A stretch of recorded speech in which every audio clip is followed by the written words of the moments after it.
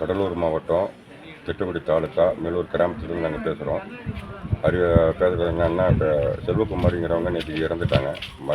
மயான பாதையால் நாங்கள் எங்கள் அந்த பிரேயத்தை கொண்டு போய் அடக்கம் பண்ண முடியல.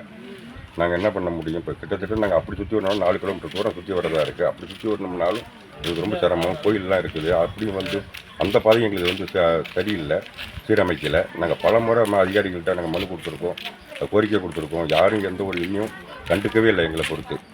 இந்த முறையாவது இப்போ கழுத்துக்கு மேலே தண்ணி இருக்குது. இப்பயும் தண்ணி வடியும்னு பார்த்துக்கிட்டு இருக்கோம். நேற்றுலேருந்து இன்னமும் வடியில்.